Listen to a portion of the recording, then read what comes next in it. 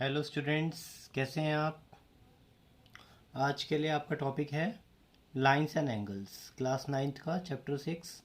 आज हम इस चैप्टर की इंट्रोडक्शन और एक्सरसाइज 6.1 कवर करेंगे। ओके, तो इंट्रोडक्शन में सबसे पहले हम लाइंस के बारे में जानेंगे। लाइंस क्या होती है। लाइंस जो होती है, अगर हम देखें, दो तरीके की लाइंस होती हैं। या तो लाइंस आपस में पैरेलल हों, या तो पैरेलल लाइंस होती हैं। ओके, या तो इंटरसेक्टिंग लाइंस होती हैं, इंटरसेक्टिंग लाइंस।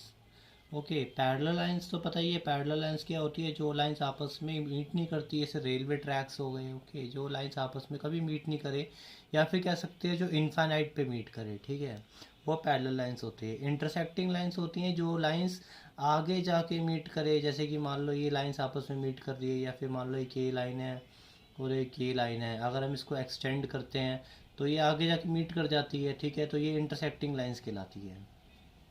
तो पहले अगर हम पैरेलल लाइंस के बारे में पढ़ें तो पैरेलल लाइंस के बारे में कुछ बात करते हैं।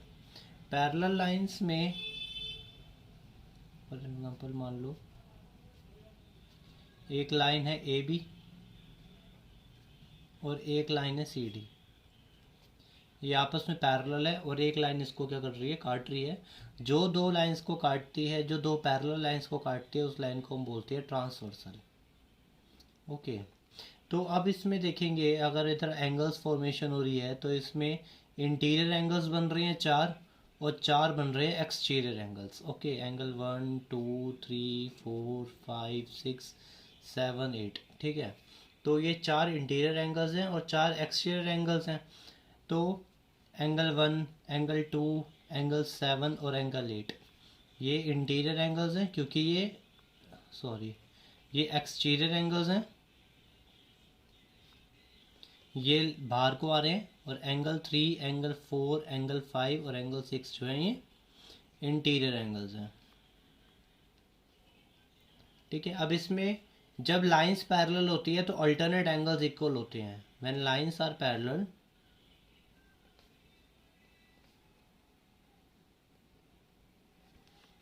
alternate angles and corresponding angles are equal।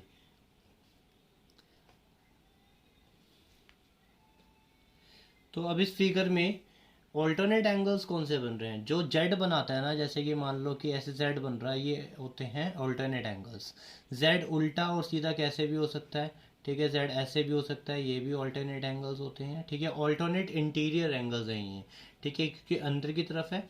तो एंगल 3 और एंगल 6 तुम देख पा रहे हो, ऐसे जेड फॉर्मेशन हो रही है, ऐसे जेड की फॉर्मेशन हो रही है, तो उसके वर्टेक्स पे जो एंगल लाई कर रहा है, सो एंगल 3 जो है एंगल 6 के बराबर है, और एंगल 4 जो है एंगल 5 के बराबर है, ठीक है। इसको हम क्या बोलेंगे, alternate interior angles, alternate interior angles, ठीक है। यानी कि जब लाइंस पैरेलल होती है तो ऑल्टरनेट इंटीरियर एंगल्स इक्वल होते हैं। या फिर अगर हम कॉरस्पॉन्डिंग एंगल्स की बात करें, अब जैसे कि मान लो दो पैरेलल लाइन है और ये ट्रांसवर्सल काट रही है, तो ये एफ बन रहा है, तुम देख रहे हो एफ की फॉर्मेशन हो रही है। ये एफ जो बन रहा है तो इसके नीचे और नीचे वाला एंगल और इसके भी नीचे वाला एंगल है, तो ये दोनों आपस में कॉरस्पॉन्डिंग एंगल्स हैं।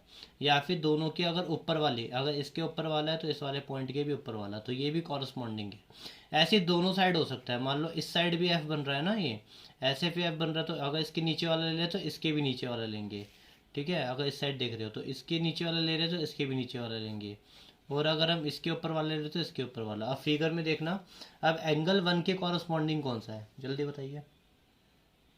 एंगल 1 के कॉरस्पॉन्डिंग 5 है, एंगल 1 के कॉरस्पॉन्डिंग 5 है, तो हम लिख देंगे angle 1 is equal to angle 5। और एंगल 3 के कॉरस्पॉन्डिंग क्या है, 3 के कॉरस्पॉन्डिंग 7 है, 2 के कॉरस्पॉन्डिंग क्या है, 6 है, और 4 के कॉरस्पॉन्डिंग क्या है, 8 है, ठीक है। तो हम इधर लिख देंगे angle 2 is equal to angle 6, angle 4 is equal to angle 8, ठीक है, और angle 3 is equal to angle 7। तो ये जो चार पेयर्स बनते हैं इनको हम बोलते हैं कॉरस्पॉन्डिंग एंगल्स। इस चैप्टर में अगर ये बातें पता चल गई, ऑल्टरनेट एंगल्स, कॉरस्पॉन्डिंग एंगल्स, दो चार बातें हैं, इनको अप्लाई करना आ गया तो ये चैप्टर बहुत ईजी रहेगा। ऑल्टरनेट एंगल्स क्या होते हैं, कॉरस्पॉन्डिंग एंगल्स क्या होते हैं, ये बात क्लियर है, ठीक है। चलो ठीक है, अब हमारे को ऑल्टरनेट एंगल्स के बारे में पता चल गया, कॉरस्पॉन्डिंग एंगल्स के बारे में पता चल गया, ठीक है। अब एक आता है को इंटीरियर एंगल्स। क्या आते हैं? को इंटीरियर। अब को इंटीरियर होते आते हैं जैसे कि मान लो दो दो ही पैरेलल हैं, एक ट्रांसवर्सल काट रही है। अब ये भी इंटीरियर है और ये भी इंटीरियर, तो ये दोनों आपस में को इंटीरियर एंगल्स होते हैं, ठीक है। तो ये दोनों को इंटीरियर एंगल का सम 180 होता है, ठीक है। मान लो ये एंगल 1 है, ये एंगल 2 है, तो एंगल 1 और एंगल 2 का सम 180 होगा। इसको हम क्या लिखते हैं? सम ऑफ को इंटीरियर एंगल्स। सम ऑफ को इंटीरियर एंगल्स इज 180 डिग्री। को इंटीरियर एंगल्स का सम 180 डिग्री होता है। या फिर इसको तुम बोल सकते हो sum of angles on the same side of transversal is 180 degree, ठीक है। ट्रांसवर्सल के सेम साइड पे, ट्रांसवर्सल के सेम साइड पे एंगल का सम 180 होता है। अब जैसे कि हमने इस साइड का लिया है, तुम इस साइड का सम भी 180 बोल सकते हो। 3 और 4 ले लिया तो तुम इधर बोल सकते हो angle 3 is equal to angle 3 plus angle 4 is equal to 180 degree, ठीक है। तो इनकी इन्वर्स बातें भी पॉसिबल है। अगर मान लो तुम्हारे को बोला गया है जैसे कि दो पैरेलल लाइन है, ठीक है, एक ट्रांसवर्सल काट रही है, ठीक है। सच एस मान लो ये एंगल तुमको दे दिया फॉर एग्जांपल 70 डिग्री और ये एंगल दे दिया 110 डिग्री। तो तुम्हें प्रूफ करना है कि ये दोनों लाइंस पैरेलल है। जैसे कि मान लो ये एल लाइन है और ये एम लाइन है। प्रूफ करना है एल लाइन और एम लाइन आपस में पैरेलल है, ठीक है। एल लाइन और एम लाइन पैरेलल होगी क्योंकि इधर को इंटीरियर एंगल का सम तुम देख रहे हो, को इंटीरियर एंगल का सम 180 बन रहा है। तो जब को इंटीरियर एंगल का सम 180 होता है तो लाइंस पैरेलल होती है, ठीक है।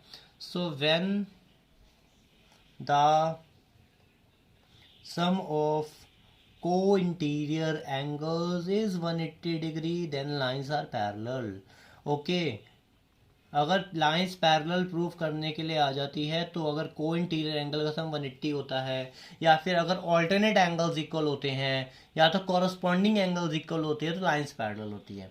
या फिर अगर लाइंस पैरेलल होती है या तो फिर लाइंस पैरेलल होती है तो को इंटीरियर एंगल्स, अगर लाइंस पैरेलल होती है तो को इंटीरियर एंगल का सम 180 होता है, ऑल्टरनेट एंगल्स बराबर होते हैं, तो दोनों उल्टी बात भी इसके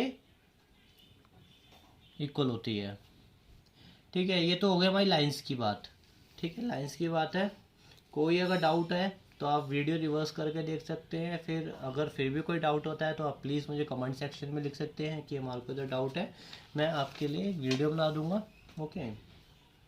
तो ये लाइंस की बात हुई। अगर हम बात करें एंगल्स की, ओके, एंगल्स को हमने बांटा है एक्यूट एंगल, ये बातें हमने छोटी क्लासेस में पढ़ी है। एक्यूट एंगल कौन सा होता है?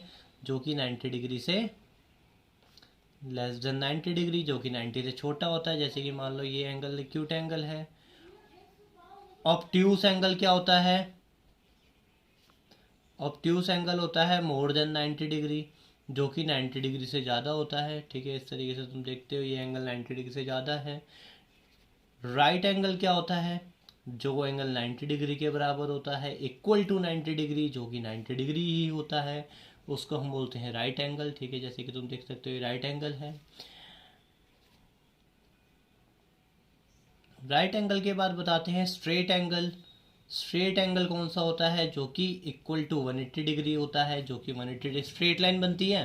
स्ट्रेट लाइन पे एंगल कितना डिग्री का होता है? 180 डिग्री का होता है, ओके। उसके बाद एक आ जाता है reflex angle.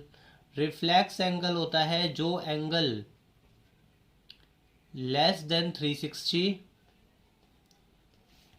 And more than 180,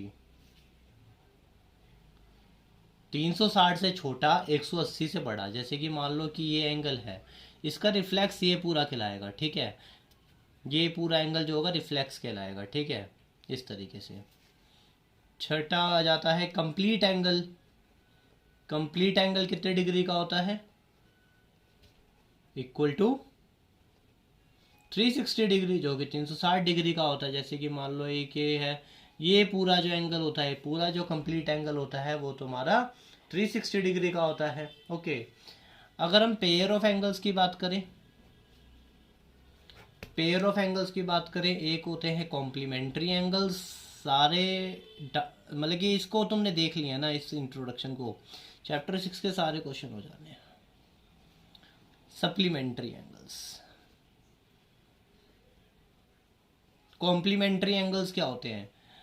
जिनका सम 90 डिग्री होता है, जिसमें दो एंगल का सम 90 डिग्री हो उसे हम कॉम्प्लीमेंट्री बोलते हैं। सप्लीमेंट्री एंगल जिनका सम 180 डिग्री होता है, जिनमें दो एंगल का जोड़ 180 डिग्री है वो सप्लीमेंट्री, और जिसमें दो एंगल का जोड़ 90 डिग्री है वो कॉम्प्लीमेंट्री। ठीक है, ये पेयर ऑफ एंगल्स की बात हो गई है। पेयर पता है दो का होता है, ठीक है, जैसे पेयर ऑफ शूज हो गया, पेयर हमेशा दो का होता है। दो एंगल का सम 90 डिग्री तो वो कॉम्प्लीमेंट्री एंगल्स कहलाते हैं, दो एंगल का सम 180 तो वो सप्लीमेंट्री एंगल कहलाते हैं। ठीक है, एक छोटी सी बात और बता देते हैं, वर्टिकल या अपोजिट एंगल, जब दो लाइन आपस में इंटरसेक्ट करती है ना एक दूसरे को, तो ये ऐसे आमने सामने वाले एंगल बराबर होते हैं। ठीक है, जैसे कि एंगल 1 एंगल 2, मैं सीधा बोलूँगा एंगल 1 एंगल 2 के बराबर है, इसे क्या बोलेंगे हम? Vertically opposite angles, vertically opposite angles. ठीक है, जैसे कि ये एंगल 3 है और ये एंगल 4 है। ठीक है, एंगल 3 इज इक्वल टू में angle 4, angle 3 is equal to angle 4, इसे क्या बोलेंगे? Vertically opposite angles. ठीक है, तो ये हमारा इंट्रोडक्शन में। अच्छा, एक बात और बता देता हूँ मैं, लीनियर पेयर क्या होता है। ठीक है, अब जो लीनियर पेयर में क्या हो गया, जैसे कि मान लो कि एक सीधी लाइन है, ठीक है, एक स्ट्रेट लाइन है। स्ट्रेट लाइन में ये पता, ये पूरा एंगल जो होता है 180 डिग्री का होता है। इधर से मैंने एक रे निकाल दी, ठीक है, ये इधर से एक रे निकल गई, तो अब ये जोड़ तो पूरा, ये अब ये जो पूरा एंगल है दो हिस्सों में बढ़ गया है, दिस एंगल और दिस एंगल, तो इनका जो प्लस करके आएगा वो तो 180 आएगा, है ना। जैसे कि मान लो ये एंगल 1 है और ये एंगल 2 है, एंगल 1 और एंगल 2 का सम कितना होगा? 180 डिग्री होगा। इसको क्या बोलेंगे? इसको हम क्या बोलेंगे? Linear pair, linear pair. Okay, ऐसे अगर मान लेते हैं कि एक ही सीधी लाइन जो है, इधर दो आर्क लगा दिए मैंने, अब ये एंगल 3 हिस्सों में बढ़ गया, इन तीनों का जोड़ भी 180 होगा, 1 2 3, एंगल 1 एंगल 2 और एंगल 3 का सम कितना होगा? 180 डिग्री होगा। ठीक है, कितना होगा? 180 डिग्री। तो लेकिन इसे लीनियर पेयर नहीं बोलेंगे। जब दो एंगल में बटे तो दो में, देखो पेयर बताया मैंने दो का होता है, तो जब दो में बटे तो क्या हो जाता है? Linear pair. अगर तीन में बटे तो इसे बोलेंगे sum of angles on a straight line, sum of angles on अ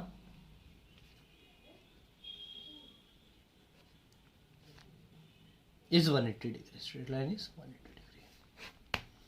ठीक है, कोई दिक्कत? देखो, अल्टरनेट एंगल, कॉरस्पॉन्डिंग एंगल्स के बारे में हमने इधर बताया था, अल्टरनेट एंगल्स क्या होते हैं, कॉरस्पॉन्डिंग एंगल्स क्या होते हैं। ठीक है, उसके बाद हमने बताया को इंटीरियर एंगल्स में जो उनका सम होता है वो 180 डिग्री होता है, को इंटीरियर एंगल सम के बराबर के बारे में बात कर ली। उसके बाद हमने एंगल्स के बारे में बात कर ली कि एंगल्स कितने तरीके होते हैं, पेयर ऑफ एंगल्स क्या होते हैं, वर्टिकली अपोजिट एंगल क्या होता है, लीनियर पेयर क्या होता है। ठीक है, sum of angles on a straight line is 180 degree क्या होता है। तो अगर दो में बटे तो लीनियर पेयर एक स्ट्रेट लाइन में, अगर तीन में बटे या फिर दो से ज़्यादा, 3 4 5 कितने में बट सकता है, ठीक है, तो वो क्या था? Sum of angles on a straight line is 180 degree. ठीक है, अब एक काम करते हैं, मैंने आपको वीडियो के स्टार्टिंग में बोल दिया था कि एक्सरसाइज 6.1 इसमें हम इंक्लूड कर लेते हैं। 6.1 की मैं नेक्स्ट वीडियो बना देता हूँ क्योंकि ये थोड़ी वीडियो लंबी चली हुई है। ठीक है, तो बच्चों को पहले ये टॉपिक्स क्लियर हो जाए, उसके बाद नेक्स्ट वीडियो आप मेरी देख लेना, उसमें एक्सरसाइज 6.1 हम करेंगे। ठीक है, फिर अगली वीडियो में 6.2, ऐसे अब आपके लिए वीडियो आती रहेगी। मैं 9th क्लास का सारा कोर्स करा दूंगा, 10th वाले बच्चों का सारा कोर्स करा दूंगा, 11 12 जो भी बच्चा अगर पूरी एनसीईआरटी क्लियर करना चाहता है तो मेरी वीडियोस देखें, सपोर्ट करें। Please like my channel, subscribe. Thank you, बस सपोर्ट चाहिए यार आपका, है ना।